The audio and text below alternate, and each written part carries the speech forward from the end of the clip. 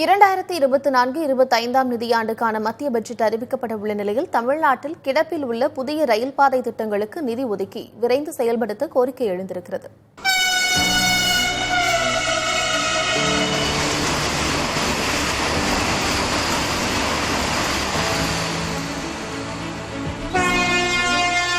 இந்தியாவின் மிகப்பெரிய பொதுத்துறை போக்குவரத்து என்றால் ரயில்வேதான்.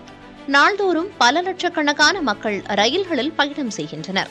இந்நிலையில் பல ஆண்டுகளாக ஒவ்வொரு மத்திய பட்ஜெட்டிலும் தமிழகத்திற்கு புதிய ரயில் பாதை அறிவிக்கப்பட்டு முறையான நிதி ஒதுக்கீடு இல்லாமல் திட்டங்கள் கிடப்பில் உள்ளன.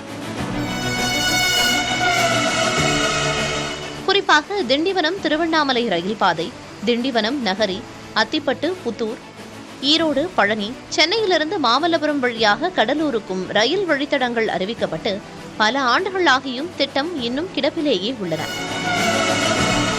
அதேபோல மதுரையில் இருந்து தூத்துக்குடி வழியாக அருப்புக்கோட்டை, ஸ்ரீபெரும்புதூரிலிருந்து இருங்காட்டுக்கோட்டை வழியாக கூடுவாஞ்சேரி, மொரப்பூர் தருமபுரி, ராமேஸ்வரம் தனுஷ்கோடி, காரைக்கால் துறைமுகத்திலிருந்து பேரளம் துறைமுகத்திற்கான இணைப்பு பாதை திட்டங்களும் கிடப்பில் உள்ளன. இந்த 10 புதிய திட்டங்களில் 7 திட்டங்கள் 2014ஆம் ஆண்டுக்கு முன் காங்கிரஸ் ஆட்சிக் காலத்தில் அறிவிக்கப்பட்டவை. மீதமுள்ள ராமேஸ்வரம் தனுஷ்கோடி, காரைக்கால் துறைமுகம், பேரளம் துறைமுக பாதைகள், மொரப்பூர் தருமபுரி ஆகியவை பாஜக ஆட்சிக் காலத்தில் அறிவிக்கப்பட்டவை. இந்த திட்டங்களை விரைந்து செயல்படுத்த வேண்டும் என கூறுகிறார் மத்திய ரயில்வே தொழிற்சங்கமான DREU-வை சேர்ந்த இளங்கோவன்.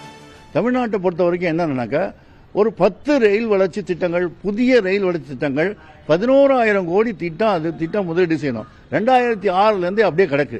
அது என்ன பண்றாங்கன்னா, கிடப்பில் போடுறாங்க, இல்லைன்னா 1000 ரூபா ஒதுக்குறாங்க. இதை நம்ம பல வாட்டி சு வெங்கடேசன் MP பல வாட்டி எழுப்பினதுக்கு அப்புறம் போன வாட்டி 50 கோடி 20 கோடின்னு ஒதுக்குனாங்க. ஆனா அதுக்கப்புறம் என்ன பண்ணாங்கன்னா, சேஃப்டி ஃபண்ட்ல இருந்து ஒதுக்கணும்னு சொல்லி அதை பின்வாங்கிட்டாங்க. இவை தவிர புதிய ரயில் பாதை திட்டங்களில் அகல பாதை விரிவாக்கம் என காங்கிரஸ் ஆட்சிக் காலத்தில் 3 திட்டங்கள் அறிவிக்கப்பட்டன. குறிப்பாக நாகையிலிருந்து திருக்குவளை வழியாக திருத்துறைப்பூண்டி அகல ரயில் பாதை திட்டத்திற்கு 100 விழுக்காடு நிலம் ஆர்ஜிதம் செய்யப்பட்டு அனைத்து பாலங்களும் கட்டி முடிக்கப்பட்ட நிலையில் உள்ளன. ஆனால் தண்டவாள பணிகள் தொடங்கப்படவில்லை. அடுத்ததாக மன்னார்குடி பட்டுக்கோட்டை தஞ்சை ஆகிய அகல ரயில் பாதை வழித்தடங்களும் அறிவிக்கப்பட்டு தொடங்கப்படாமல் உள்ளன.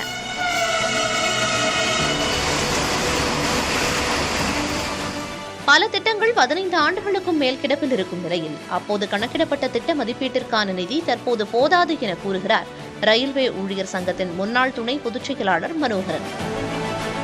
உடனடியாக புதிய பாதை திட்டங்களுக்கு கூடுதல் நிதி ஒதுக்கீடு செய்தால் மட்டுமே திட்ட மதிப்பு கூடாமல் விரைவில் முடிக்க இயலும்.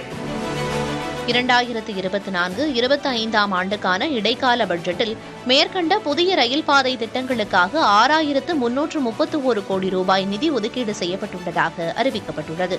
இந்த நிதி போதாது என கூறப்படும் நிலையில் எதிர்வரும் பட்ஜெட்டில் கூடுதல் நிதி ஒதுக்கினால் மட்டுமே பணிகளை தொடங்க முடியும் என கூறுகின்றனர். நிதி ஒதுக்கீடு அறிவிப்புகள் என்ற அளவிலேயே நிற்காமல் செயல்பாட்டிற்கு வருமா? பொறுத்திருந்து பார்க்கலாம். புதிய தலைமுறைக்காக கௌசல்யா.